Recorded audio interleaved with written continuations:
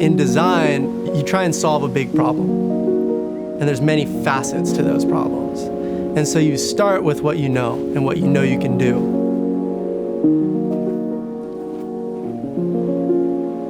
So the more I realize how many cigarette butts are everywhere, to find out that it's the most littered item in the world, we can't unlearn those things.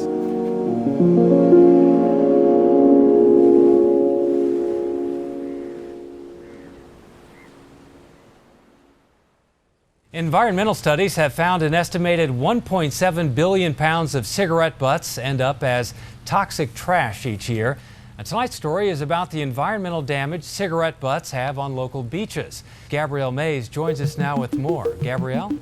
Good evening, Greg, and everyone at home. I talk with the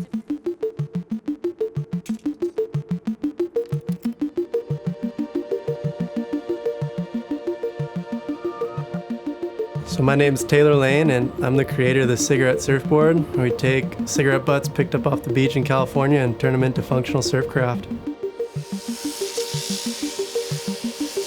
I like to solve problems. Graduated with a degree in industrial design and found out about this contest that Vissla and Surfrider was holding. And that was to prompt people to make an article of surf craft out of upcycled materials. And so I picked cigarette butts. And lo and behold, Siggy board came to life. I'm gonna make a little pile over here, Isley, of stuff that I'm pulling out. All right. Oh, how's this red one? Like, the sun has degraded that to white. It used to be red. So eventually, I've seen it to the point where the paper fully degrades and you're just left with the plastic filter. And obviously, plastic doesn't degrade, just well.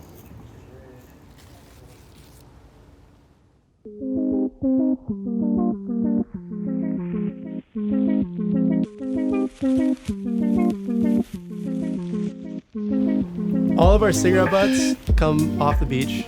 We've gotten those from across California. From that point, they come here.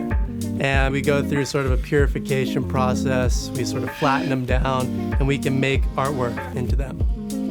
We work with professional surfboard shapers. We pick a design together, and they shape the foam. So once we have that piece, we can lay the artwork onto the board. And then from there, it's, a mixture of our own process and traditional processes, and then it pretty much becomes a functional piece of surf craft.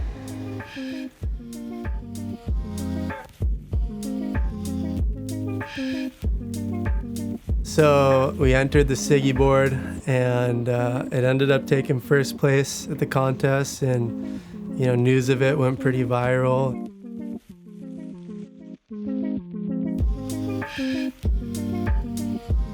Everyone's got their own individual reaction to the board. We've got messages where it's like, hey, I've got 20,000 cigarette butts in Australia, I'm ready to send you. I've had other people say, like, I quit smoking because I saw this board in your story. So you take this negative thing that came from the beach, and then you turn it into a positive thing that's back at the beach. And the process was through design and art and engineering and creative thinking.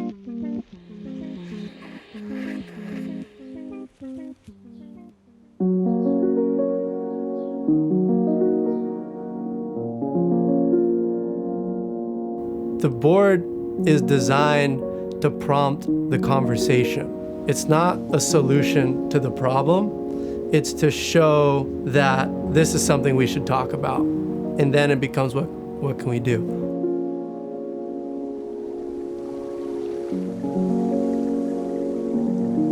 There's a wilderness out there that we as surfers understand, and we can't expect other people to do things about it if we aren't.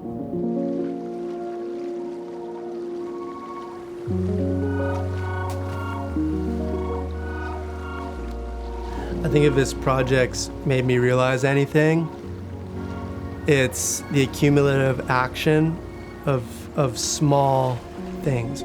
Each one of these cigarette butts was deliberately flicked by someone, but each one was also picked up by someone. We've designed these problems. There's no reason we can't design our way out.